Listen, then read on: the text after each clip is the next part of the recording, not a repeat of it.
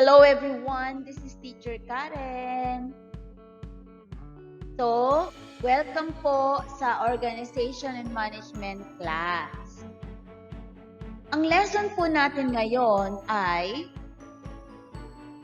Environmental Forces and Scanning. So, topics to be discussed, business environment, microenvironment, macroenvironment, and the factors of internal macro environment. Environmental forces and scanning, that is, the environment in which a business operates, is a major consideration in determining an organization's design structure. Considerations such as uncertainty, procurement, and competition are linked with the external environment.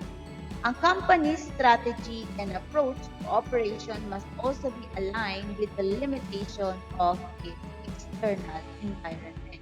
For the broad explanation, tingnan natin yung susunod na mga slides. So, importante po sa isang business ang environment. Kasi yan po, dyan manggagaling yung ating major consideration para sa ating business. Next is business environment. Environmental scanning, it means seeking for and sorting through data about the environment. So, as a manager or as a boss, kailangan alam mo yung kailangan mong data. Kailangan mong mag-seek, kailangan mong mag-sort yung mga kailangan mong data sa buong paligid mo, internal man or external. So, in external business environment, it refers to the factors or elements outside the organization which may affect either positively or negatively the performance of the organization. So, these are the external environment of business: political, legal, economic, socio-cultural, global, technological, and domestic. Isa-isahin po natin yan later. Next is the internal business environment. It refers to the factors or elements within the organization which may affect either positively or negatively the performance of the organization. Ito namang environment na ito makikita mismo sa loob ng business firms.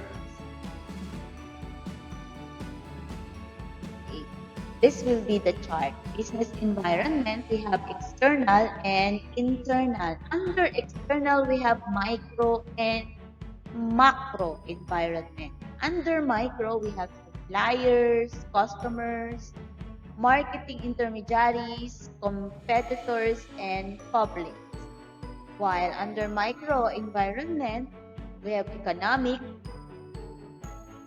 political, legal, technological, global, socio-cultural, demographic, natural, and ecological. I-explain ko po yan later sa isa.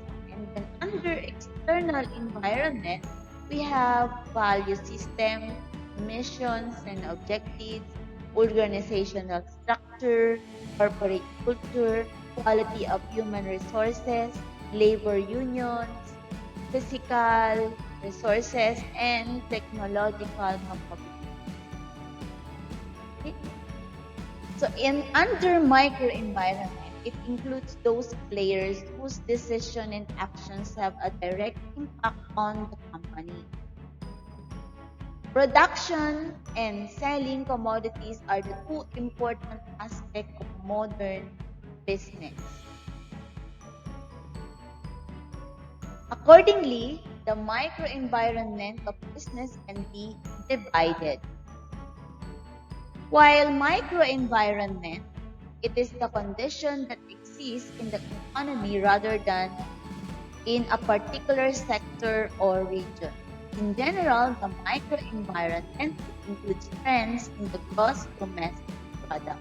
Or GDP, inflation, employment, spending, and monetary and fiscal policy. Another topic we have, various constituents of microenvironment. So these are the suppliers. An important factor in the external microenvironment of a firm is the supplier of its input, such as raw materials and components. So, kung wala tayong suppliers, may hirapan tayo mag-produce ng ating product. Importante sila. Normally, most firms do not depend on a single supplier. So, to reduce risk and uncertainty, business firms prefer to keep multiple suppliers of input. Ibig sabihin, hindi lang sa iisang supplier sila nakadepende. So, marami silang suppliers. Just in case na hindi pwede yung isang suppliers, meron pa silang mapagkukunan na ibang suppliers. Customers, the people who buy and use a firm's product and services, are an important part of external microenvironment.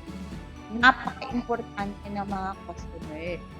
So, kasi sila bibili na o gagamit ng ating produkto. Kung walang customers, patay ang business.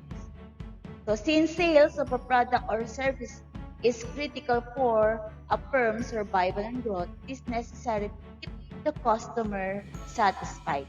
So, kailangan satisfied yung customer mo para pabalik-balik siya sa bumili ng produkto ninyo. A concern for customer satisfaction is essential for the success of a business firm. Besides, a business firm must compete with rival firms to attract customers, thereby increase the demand and market for its product. Okay, marketing intermediaries. In the firm's external microenvironment, marketing intermediaries play an essential role of selling and distributing its product to the final customer. Sa marketing, gumagamit sila ng iba't ibang paraan. Merong media, merong through posters, or through social media, through flyers. Okay? Depende sa budget.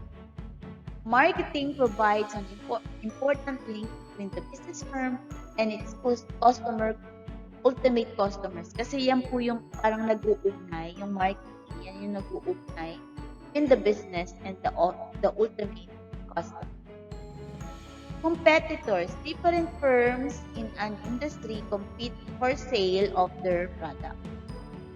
So this competition may be based pricing of their product, non-price competition through competitive advertising such as sponsoring some events to promote the sale of different varieties and models of their product. So bilang kung marami kang competitors, katulad sa palengke, depende na yan kung mas mababa pa ang presyo mo or mas mataas o mas marami kang promo, mas marami kang discount. Depende yan kung paano mo pinopromote yung produkto mo para ikaw yung makuna. Okay? So, parang contest yan, competitor. Marami kang kalaban. Indian firms must compete not only with each other but also with foreign firms whose product can be imported. So, yung mga Indian, dito nga, maraming Indian din dito nagtitinda kasi yan sila magaling. American firms face a lot of competition from the Japanese firms producing electronic goods. Ang Amerika naman, tsaka yung Japanese, kalaban sila sa mga automobile, electronic goods. Publics. Finally, publics are an important force in external microenvironment. Why? Environmentalists, media groups, women's association, consumers protection group, local groups, citizens association are some important example of publics which have an important bearing on the business decision of the firm. Karamihan sa kanila, sila yung nagko-comment kung anong klaseng produkto meron ka. Kapag yan ay na media, napakahirap ng bawiin. So, kailangan mong bumawi. Kailangan mong gumawa ng paraan through them ay kailangan mong ayusin yung produkto na ginagawa mo. Tulad na nangyari dun sa Jollibee, nagkaroon ng issue about the towel, so inayos ng Jollibee yun para makabawi. Okay, the existence of various types of public influence the working of business firms and compel them to be socially responsible. So, factors of external macro. Pag macro naman environment, ito naman siya. Economic environment. So, it includes all those forces which have an economic impact on business. Accordingly, total economic environment consists of agriculture, industrial production, infrastructure and planning, basic economic philosophy, stages of economic development, trade cycles, national income, per capita income. So, lahat ng yan ay apektado ang economy. So, yung lahat ng mga elements na yan ay kailangan ay makonsider natin. Lalo na kung ang business mo ay part ng agriculture, industrial, ay apektado ka economic environment. Next, political legal environment. Business firms are closely related to the government. It includes the activities three political institutions, namely legislature, executive and judiciary, usually play a useful role in shaping, directing. Maraming batas na dapat sundin ng bawat business firm. So, nakadepende rin sa kanila kung ano yung mga dapat mong gawin at yung strategy na gagawin mo na hindi ka lalabag sa batas. The next one is technological environment. It is exercising considerable influence on business. Technology implies systematic application of scientific or other organized knowledge to practical tasks or activities. Business makes it impossible for technology to reach the people in proper format. Minsan, katulad ng mga Foodpanda, Shopee, Lazada, at Lalamove, Grab, dahil sa technology, merong apps na ginagamit para maabot ng isang kumpanya ang mga customers even sa nararanasan na yun natin na pandemic. Kahit ganun, ay nakaka-move pa rin yung business nila through that. So, through that technology. Online din ang bayad, mga ganyan. So, maganda na meron tayong technological environment. Next, global or international environment. It plays an important role in shaping business activity. Kaya nga po, ang ibang mga bossing, pumupunta ng ibang bansa para mag-seminar, para maghanap ng bagong business partner, at paano maghahanap ng bagong kaalaman doon para maayos din yung business dito sa ating bansa. With the liberalization and globalization of the economy, business environment of an economy has become totally different, wherein it has to bear all shocks and benefits arising out of the global environment. Siyempre, pagka hindi maganda yung global environment, affected pa rin ang ating business. Next, socio-cultural environment. It influences the business environment indirectly. This includes people's attitude to work and health, ethical issues, role of family, marriage, religion, education, and also social responsiveness of business. Sa bawat business, may mga tao. So, kailangan alam mo yung religion nila, ano bang bawal sa kanila, yung everyday life nila, yung living conditions ba nila, yung culture nila, yung traditions nila. Yan. Lalo na kung nasa ibang bansa ang isang branch ng company mo. So, kailangan pag-aralan yung bawat tao sa loob man o sa labas ng iyong business. Okay, demographic. It includes size and growth of population, life expectancy of the people, rural-urban distribution of population, and technological skills and educational levels of the labor force. All these demographic features have an important bearing of the functioning of business firm. Kasi diyan ka kukuha ng strategy and ideas mo kung nasa rural ka ba o nasa urban ka ba, ano ba yung pangangailangan ng mga tao, ano ba ang problema, ano ba ang ina-expect nila, ano ba ang pangunahing hanap buhay nila, ano bang level ng expectations nila, anong attitude meron sila. So, you need to scan and study all the data para makakuha ka ng idea or strategies or makapag-decision ka ng maayos for your business. Next, natural environment. It influences business in diverse ways. Business in modern times is dictated by nature. It is ultimate source of many inputs such as raw materials and energy which firms use in their productive activity. For example, kailangan natin lahat ng water. So, kailangan din natin ng puno. So, kailangan natin pangalagaan ang ating natural resources. Okay? Hindi natin pababayaan. Lalo na kung kumukuha kayo ng raw materials through trees, kailangan magtanim ka naman ng bagong trees kung nagkuha ka ng trees para mapanatili natin yung cycle ng natural resources.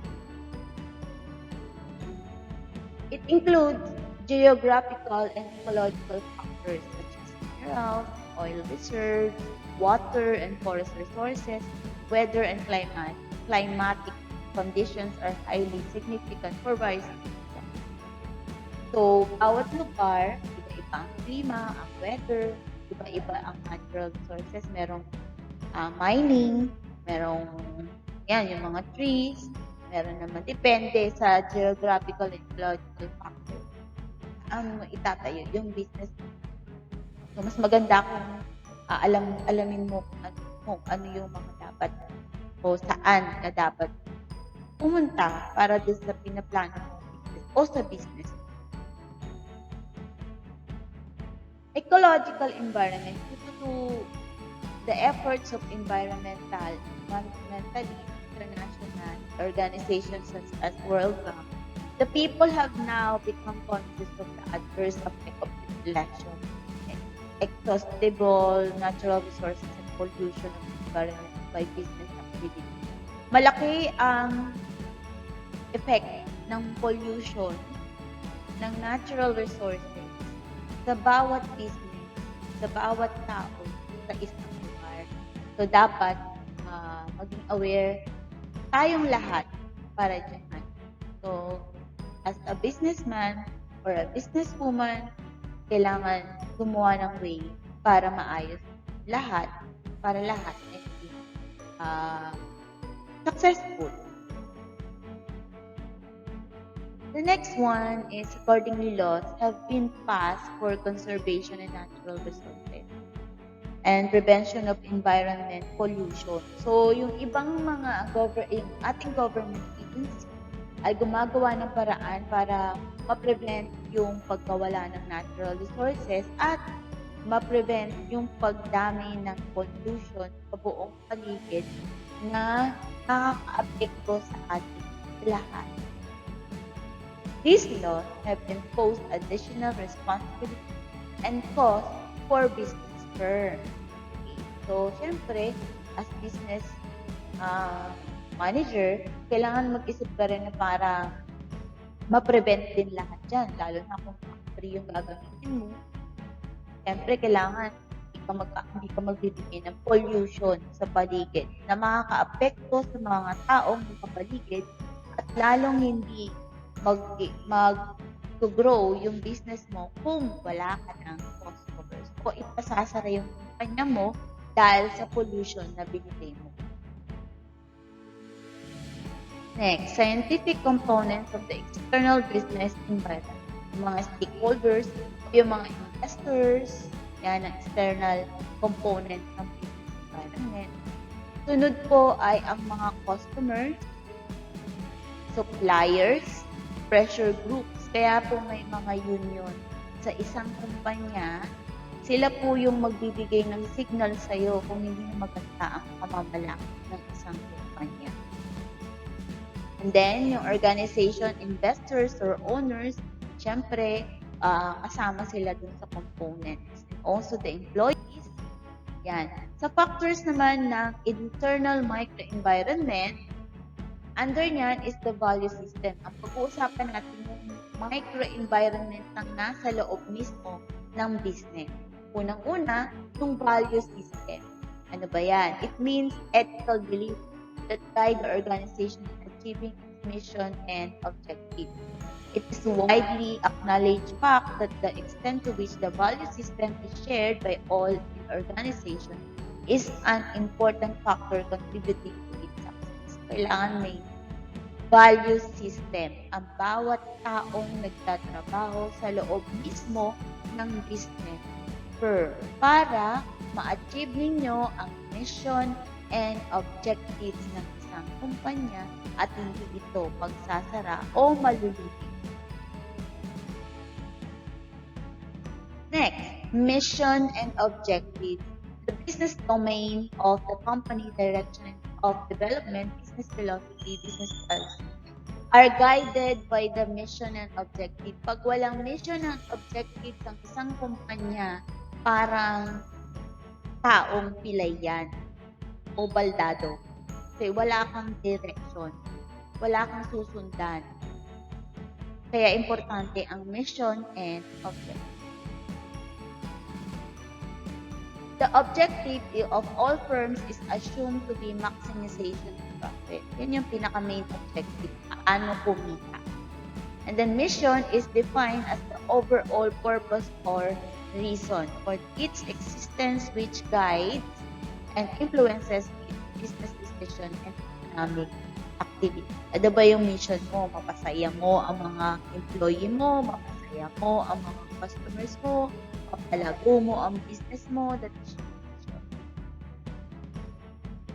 And organization structure, napakahalaga po niyan para alam mo kung sino-sino yung mga taong kailangan mo sa business firms mo at kung sino yung ilalagay mo sa position ngayon. So the composition of the board of directors, the professionalism of management are important factors influencing business decisions. So, importante yung may organizational chart na katulad nito para alam mo kung sino-sino yung mga taong dapat natin ilagay sa bawat position na nandito. And then, kung sino yung mga under at ano yung mga job descriptions nila. Okay, the nature of organizational structure has the significant influence over the decision-making process in an organization. An efficient working of a business organization requires that the organization structure should be conducive for quick decision making. Next, corporate culture. It is an important factor to determining the internal environment of any company. In a close and threatening type of corporate culture, the business decisions are taken by top-level managers while the middle level and lower level managers have no say in business decision making. This leads to lack of trust and confidence among subordinate officials of the company and secrecy prevails throughout the organization. So, kailangan malaman mo ang corporate culture. Malaman mo ang kailangan mong gawin for your decision making. Quality of human resources, quality of the employees, that is the human resource of a firm, is important factor of internal environment of a firm. So, kailangan yung quality ng taong ipapasok mo at magtatrabaho sa business mo. Kasi kapag attitude-wise, hindi siya marunong magpakumbaba or marunong sumunod na nakakataas niya or hindi siya marunong makipag-cooperate sa mga tao niya, magkakaroon kayo ng problema. And then, kailangan marunong din siya sa trabaho niya o sa job description niya. Kasi kung problema natin ng quality ng isang tao, magkakaroon tayo ng problema sa business firm. So, quality of human resources is also important important factor of internal environment. The characteristic of the human resources like skills, quality, capability, attitude, commitment.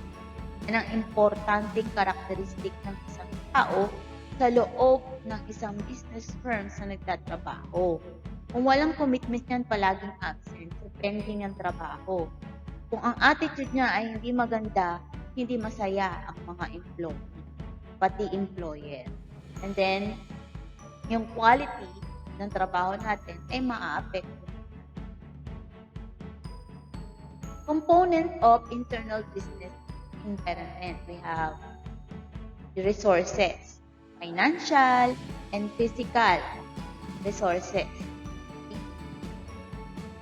We have also mechanical and technological resources.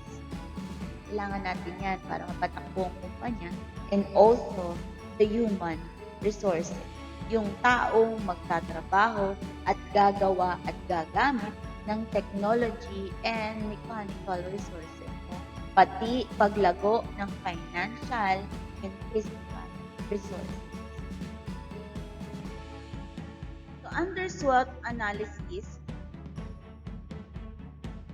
it is a technique used to determine and define your strengths, weaknesses, opportunities, and threats.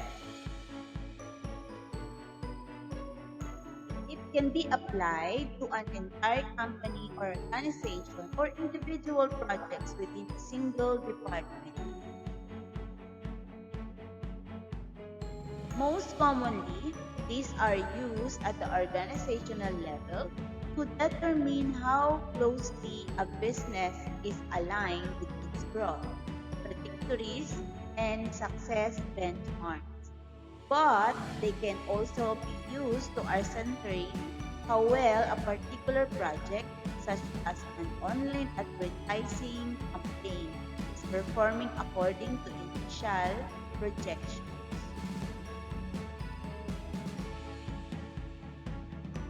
SWOT analysis is the strength, weaknesses, opportunities, and threats. Strength characteristic of a business which give it advantage over its competitors. Weaknesses is the characteristic of a business which make disadvantages relative to competitors. Another one is opportunities.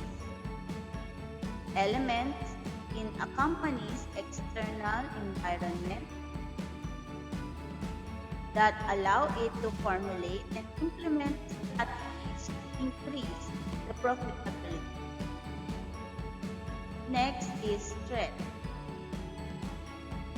Elements in the external environment that could endanger the integrity and profitability of the business.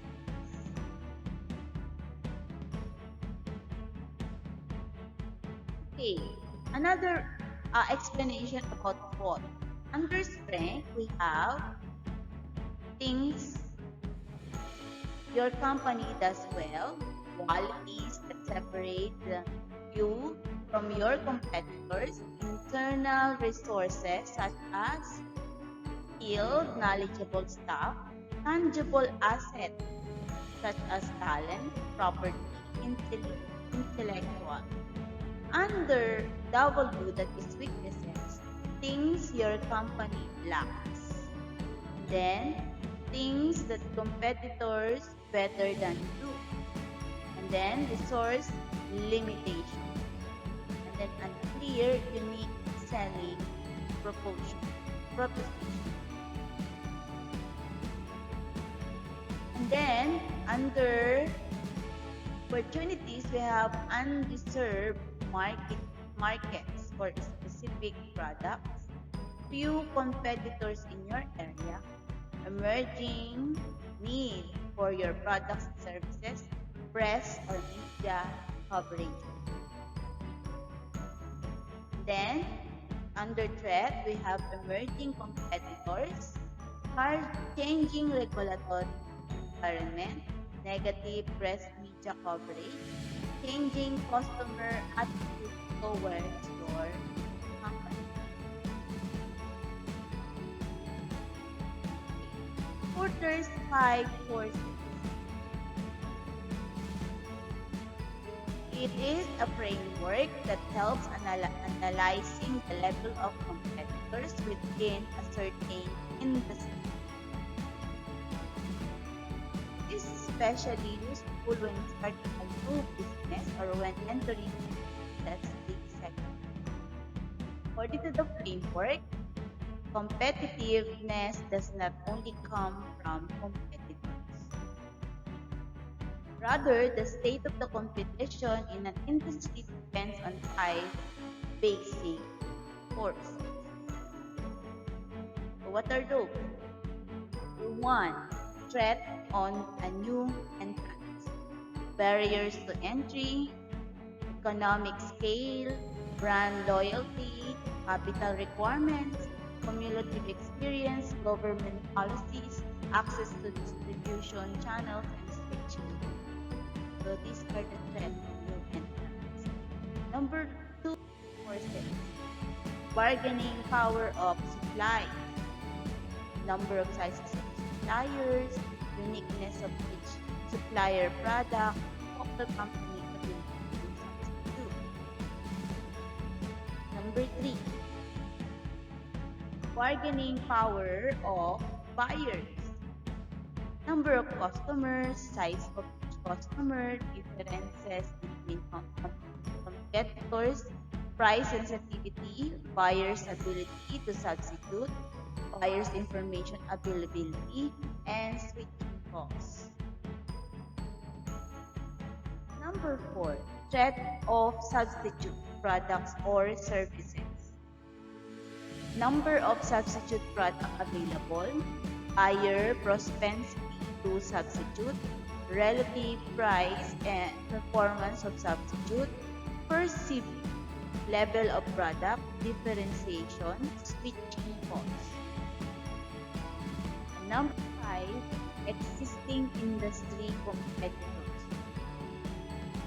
Number of competitors, diversity of competitors, industry concentration, industry growth, quality differences, brand loyalty, barriers to exit, and switching costs. These are the 5 forces: power of supplier, competitive rivalry, respective to substitute, power of buyer, and threat to entrant. Okay, we proceed to PESTEL. PESTEL is also known as PESTEL Analysis, formerly known as PESTEL Analysis.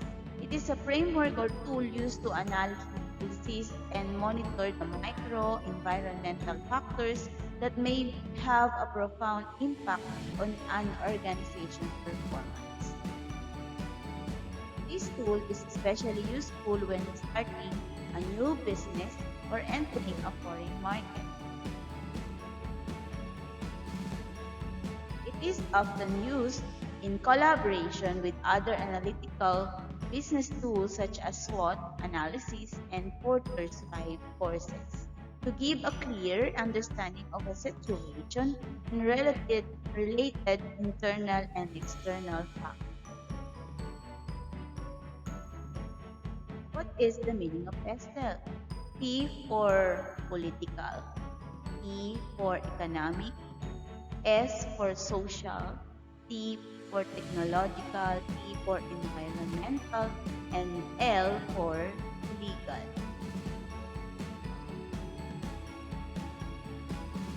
Under P or political, that is government policy, political stability, corruption,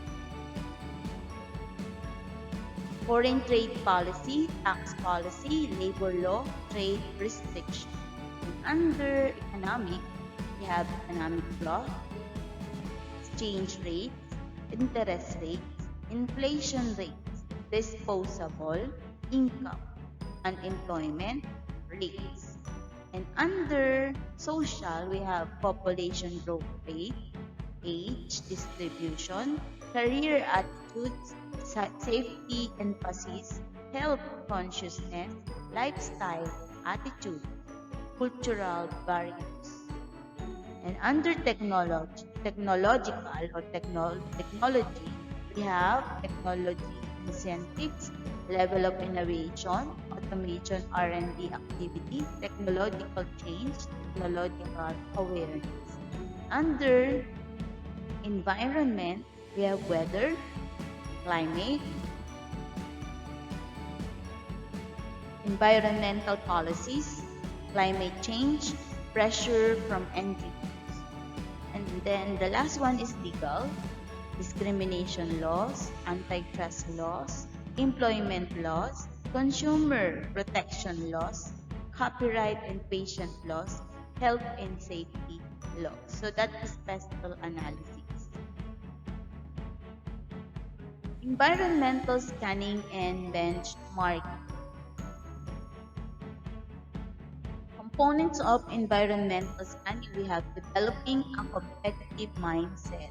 So by seeking and sorting data about environment, you may be able to understand and predict the various changes, opportunities, and threats that may affect organization in the future.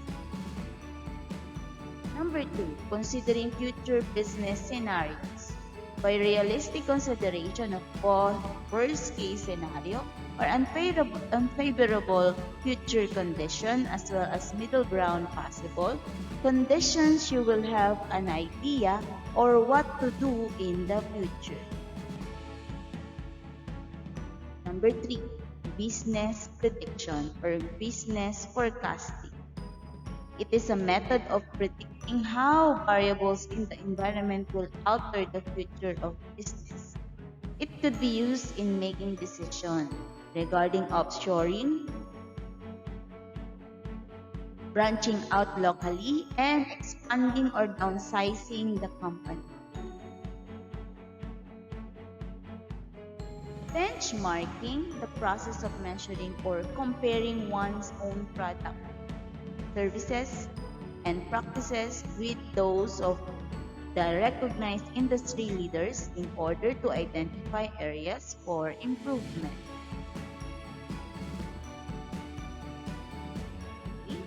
So, before we end, I have a word of hope, wisdom.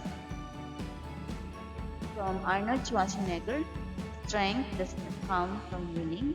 Your struggles develop your strengths. When you go through hardships and decide not to surrender, that is strength. So, by Arnold Schwarzenegger.